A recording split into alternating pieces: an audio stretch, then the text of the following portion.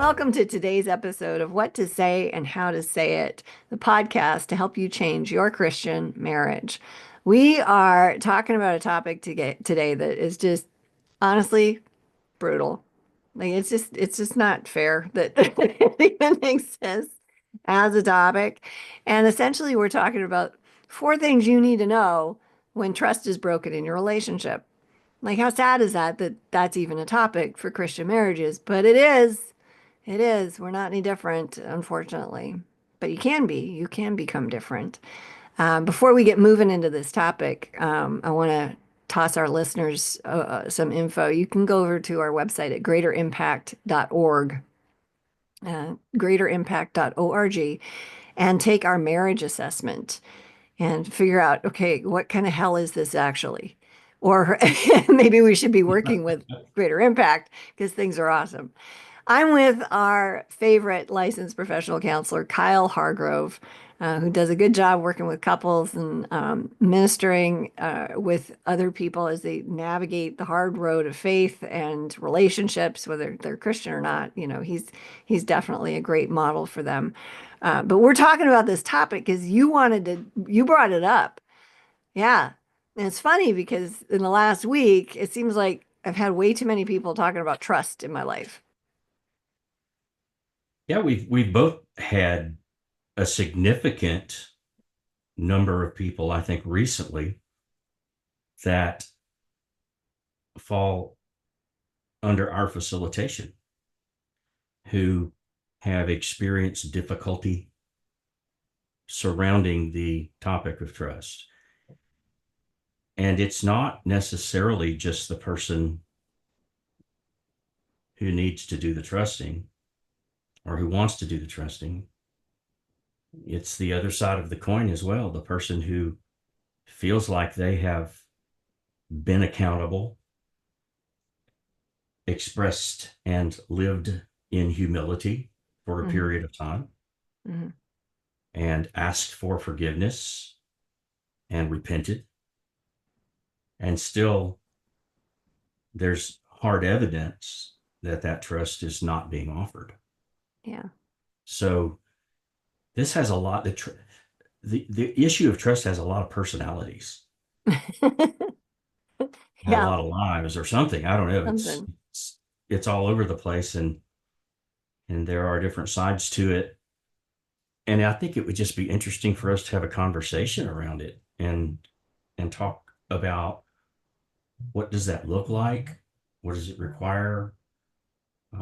What are some of the scenarios or situations that we see trust needed and or offered? Hmm. Yeah. And one of the things that has just been so like in my face recently is these brokenhearted people that feel guilt and shame because they can't trust their partner. And these are in situations, I mean, it's all over the place. Sometimes there's repentance and change behavior. Sometimes there's not, right? But there's this connection between, or a belief, I guess, that, well, I've forgiven them, but I can't trust them. And so, I'm sinning. It's like, where is that in the Bible? I don't see that anywhere that you're supposed to trust people that haven't repented. And even I think it would be hard to trust people that have sinned against you. Like that's a normal healing thing you need to do. But yeah, you need to move into that space if they have repented. Um, but there's the other thing that makes me a little crazy with this. And I don't know if you see this too, but when the relationship has been hit by a lack of trust, there's the small things suddenly mean so much more on this exponential level. Like simply forgetting to pick up milk on the way home from work can turn into I'm not loved by this person and I can't count on them for anything ever for life. It's just like mountain out of I forgot milk. Yeah. So what do you think that's about for people? That is called confirmation bias. Oh, you have a term for it. That's lovely. Oh, absolutely. Yeah, bring it Absolutely. on. We've been in this long, long season of a presidential election. Oh my gosh, yes. And there are so many pieces and parts and sides, and what you'll find is that once someone has an idea about someone else, they will take anything that does or doesn't happen and they will confirm their bias with it. Hmm. Hmm. It doesn't have to be accurate, it doesn't have to be true, Yeah. but they will see it as truth because of their bias. So, this also happens inside relationships when trust has been broken. One person is doing everything they can to work their way back into the grace of their spouse Hmm. or their partner, and one person is doing everything they feel like they can to move back into that place where we meet in the middle, and I choose to trust you again. Hmm. Until I get to a certain point, I'm still more shaky than I am solid. And so I am not convinced yet that you are trustworthy based on the pain and the hurt that has been caused by whatever untrustworthy deed, Hmm. whatever untruth, whatever relationship, whatever it might have been. And so the smaller things that I'm noticing now that I didn't notice before, I'm noticing because I'm hypersensitive about it, Right. but they are going to lean toward the bias that I currently have. And if I'm still more hurt than I am healed, there's a high likelihood that I'm going to see that forgetting the milk as another hurt. Yeah. Yeah. It's shocking to me how you can, like, I run the same exercise with all of my couples when we were first starting out working together, and I'm meeting with them individually. And the assignment, the exercise is, how was your day? Or how was your week? If they're separated, and it's just a 10-minute conversation. And you can learn so much about where somebody's at by how they handle that. So you can Right. navigate this thing and have it go without conflict, right? But when one person finds the 400 tiny nuances of everything that was wrong, it's like, oh boy, we're starting from like, we're not even at the plate yet. We can't get to we can't hit the ball. Like, we're, uh, we're not even at the starting gate of the race. Like, it's just, there's so much negative sentiment override. Like, it's like you're looking for hurt. Guess what? You're going to find it. And sometimes with people, like you can't force somebody to obey God and forgive someone and to lay down their resentment and their bitterness. And you cannot force that. And relationships can't be healed until that's done. That's impossible. That's right. And see, you're proving the point of confirmation bias when you say when you're looking for hurt, you're going to find it. Yeah. By the same token, when you're looking for mercy, it's there to be found. Yeah. Yeah, it really is. So um, relationships have to get to a certain place, or the repair of the relationship has to get to a certain place for it to be present. But when it's present and you're understanding, I by myself, I don't know that I can ever trust that way again. Hmm. But God's grace and God's mercy through me allow me to exhibit the same grace and mercy. Exactly. Yeah. And I've got to, uh, I've got to get to a place. So what do you say to people who are struggling getting to that place, and they're not happy with themselves Yeah. because they want to, but they haven't yet, or they can't seem to. Yeah. Well, we usually dig into what are the beliefs that you have about you?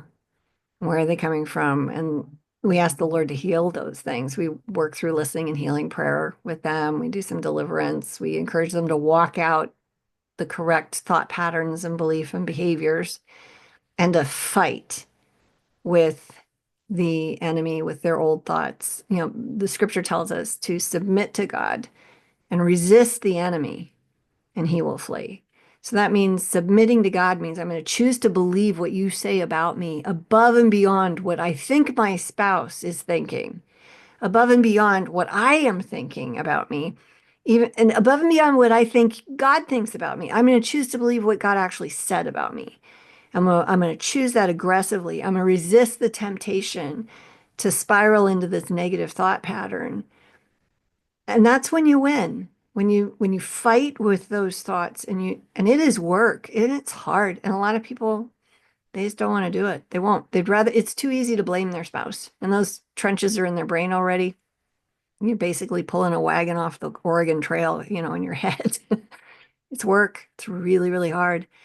And most people that love God and are believers of Christ and see themselves as I'm an apprentice, I'm a follower of Christ, like he is Lord of my life, like he died and paid a price and it was amazing and precious and I've been purchased and I'm on mission for him. My life is not my own. Those people I can help.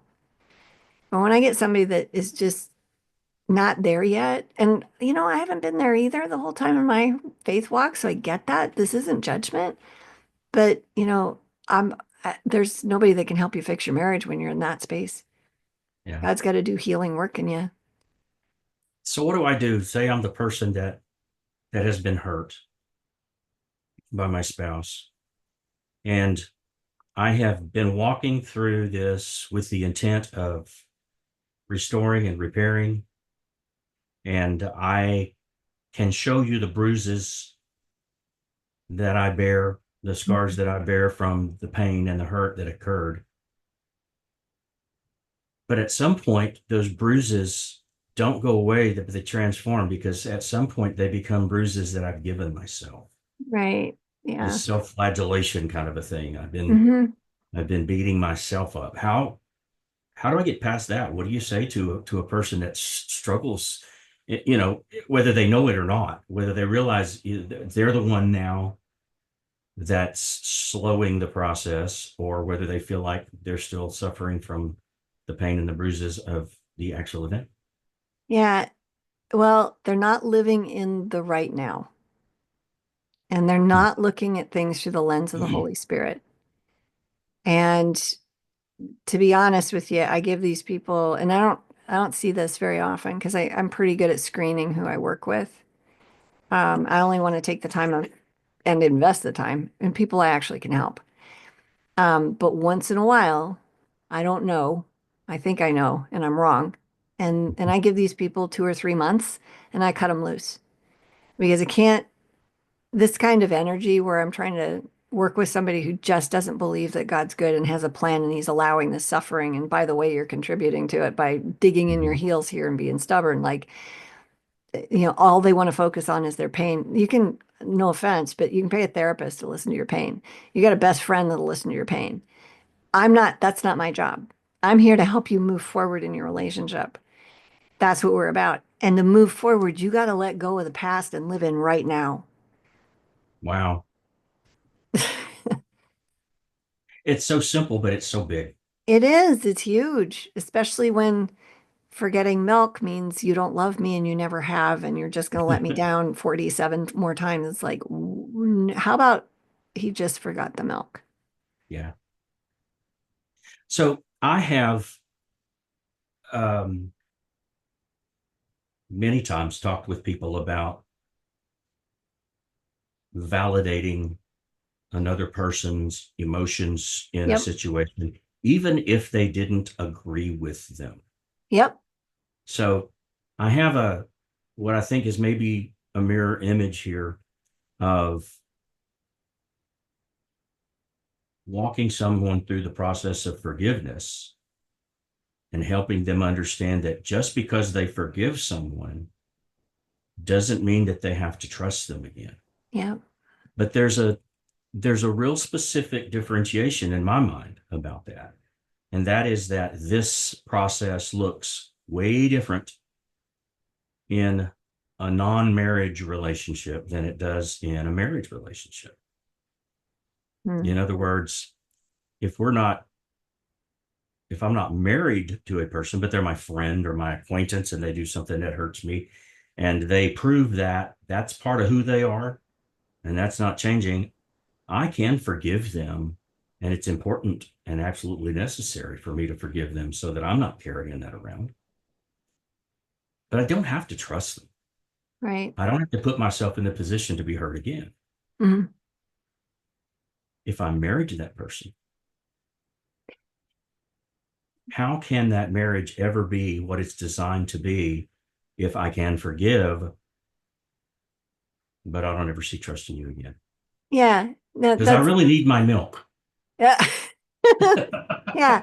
No, I mean that's fair. And if you've got I like working with couples that both say they're believers and followers of Christ Mhm. because if that's the case, God's not done with your spouse yet, right? So they are on their own journey, which means that we as a part of the one flesh need to see how the other flesh is doing by testing the waters now and again.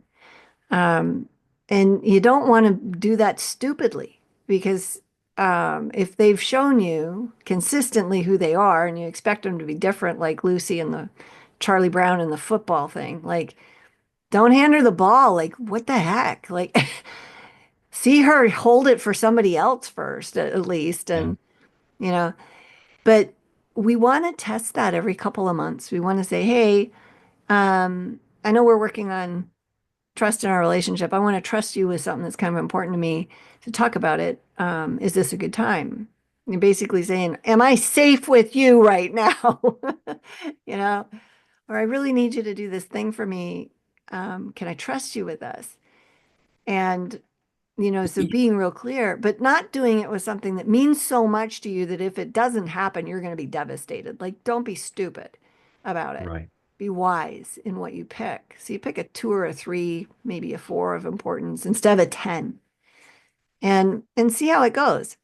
If you get the same thing that you always get, it's like, okay, well, all right. So I wanted to see where we were at. I see we're still in the same place. I'm done here. I don't need to further this discussion. I can see I can't get what I was hoping for.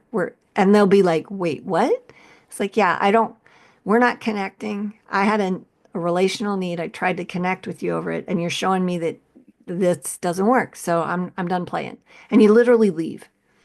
And if you don't do stuff like that, it doesn't teach the other person, like, oh, that was an opportunity and I screwed it up. And then Right. they're going to want something from you and they're going to come to you and be like, well, I want to go do X, Y, and Z. It's like, well, I want to do that.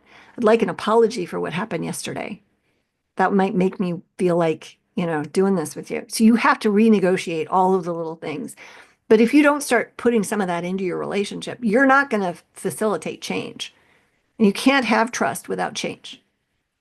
So what you're saying, if I'm hearing you correctly, is that it's okay to put trustworthiness to the test. You should. Yes. Okay. Yeah, Because a absolutely. lot of people are gonna balk at that. You know, it's kind of like the same people that balk at the idea that good relationships need boundaries. They say, no, if it's a good relationship, if it's organic, and if it's Mr. Right and Mrs. Right, then boundaries shouldn't be necessary.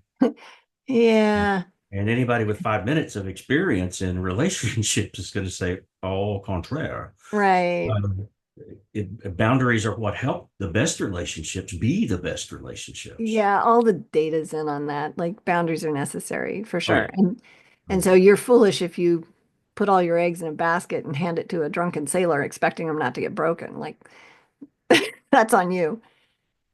Okay. Also, I have heard it said that the way most people become untrustworthy is someone refuses to trust them. And there's truth in that because those are actually the two roles, the untrustworthy and the untrustful. Mhm. But at some point, an individual that has been harmed and hurt has to come to a place of saying, I have to give this person the opportunity to be successful Yes. in being trustworthy again. Hmm. Now I'm going to throw the wrench into the engine here. because it's kind of like the chicken and the egg theory. There are people who would espouse their knowledge and wisdom to either side. Is trust something that is to be earned, or is trust something that has to be given willingly with a vulnerability attached? Well, yeah. Hello. Like, And wouldn't for we that say one points. both? Like, of course, like I've heard you talk about this. It's both. The I answer is agree. yes. Yeah. The answer is yes. Yeah. Mhm. Yeah, it's yes. 100%. You could be the most trustworthy person on the planet and married to somebody that has trust issues and and doesn't trust you. Like I work with people that, their spouse is 100% convinced they're having an affair. They're not doing anything. They're not. They've never done this. And this, usually somebody's got some trauma from somewhere and it's boy, is that destructive energy, right? Um, that's within you, your inability to trust. And this is the whole thing.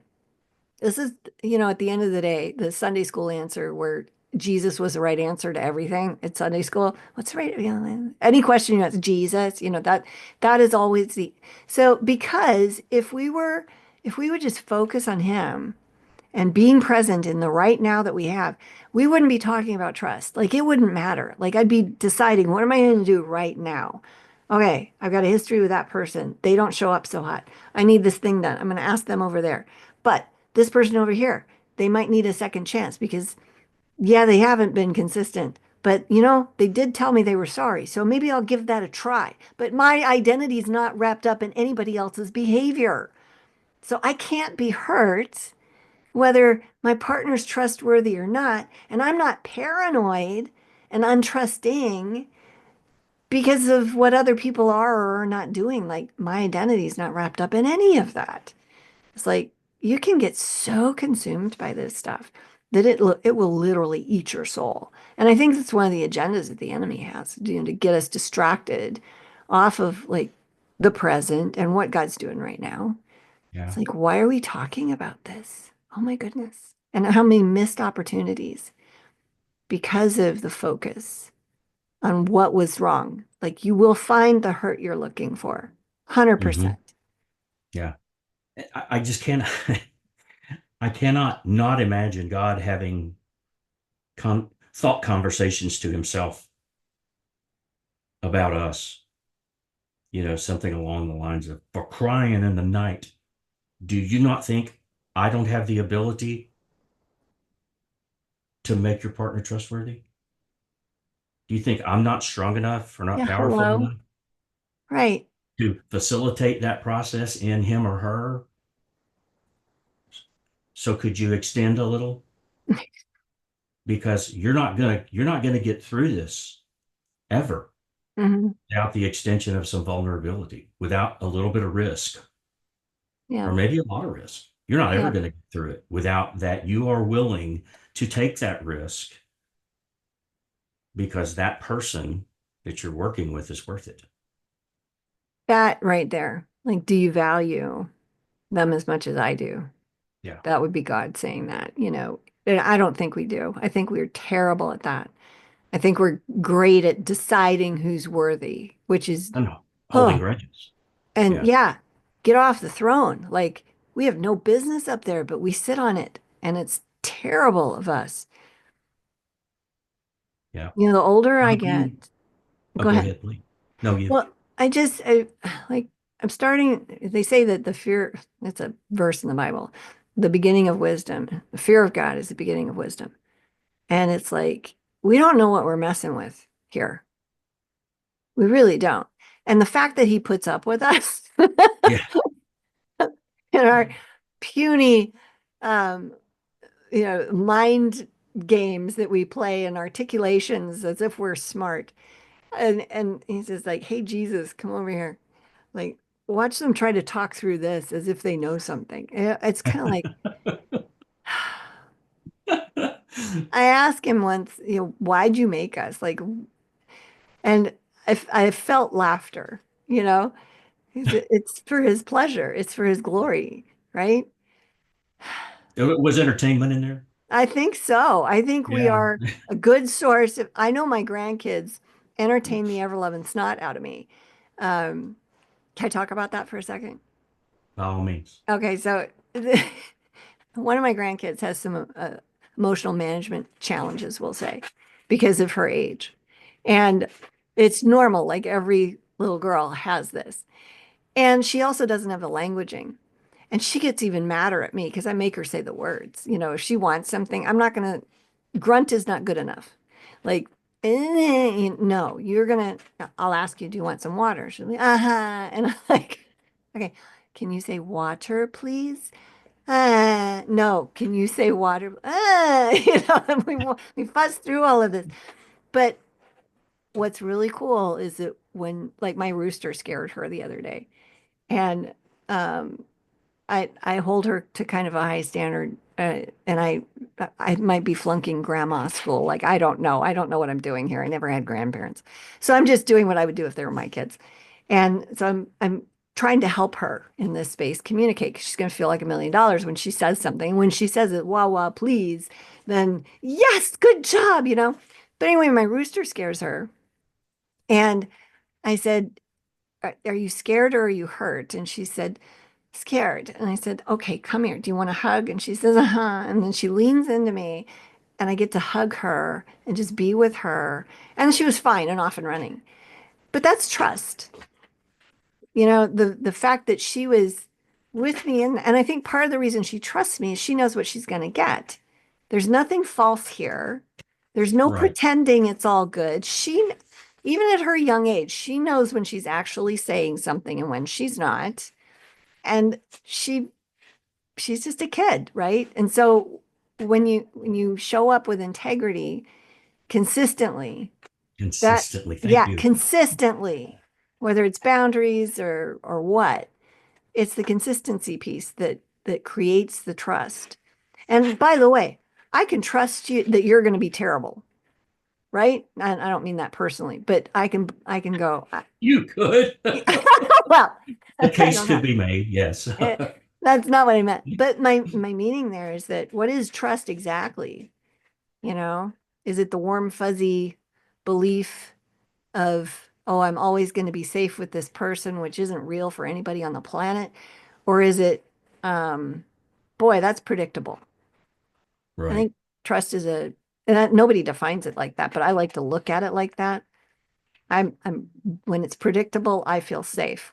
Whether it's predictable because I know you're going to be terrible, but I know how to navigate that and I expect it and I'm fine with it because I'm fine. Or whether it's predictable because I know you're going to show up and be a good friend to me in that. Like, I don't know. I'd rather have that for sure, Of course. but I'm I think responsible it's for my safety at the end of the day. I think it's worth noting too that even though your granddaughter trusts you and she feels safe in that space, she's still going to push the limits. Yeah. She's still going to see how much of what I want and what I want to do and what I want to be, in different scenarios, of course, is going to be allowed when I push back. Yep. I know I trust you when I'm scared. I know you're going to be there and you're going to make me feel not scared again. But it's human nature. And she's doing it right now with you because she's two or whatever. But we still do it, I think, with God because our faith wavers. Okay. I want to have complete and total faith in God to take care of me and the people that I love in every situation that I'm in and that I can depend on him. And I know that in my head, that is true. But when it comes to the point at which I'm afraid or the point at which I'm panicked, my MO, my default setting is to lean on me. And what I feel based on my previous experiences or knowledge that I have or whatever. And when I lean on what I feel, I almost always make the wrong decision. Yeah, I think I, that's pretty common, right? yeah, Yeah. Yeah, we have the wisdom of the creator of the universe, and we need to tap into that on the daily, moment to Yeah, moment style. that's good. So, Well, I don't think we've had the organized, um, outlined podcast that we normally have today, but I really like where we've gone, and I like the stuff that we kind of churned out of this, and I hope that it is going to be effective and beneficial to whoever listens to this podcast, yeah. because that is, after all, why we are here.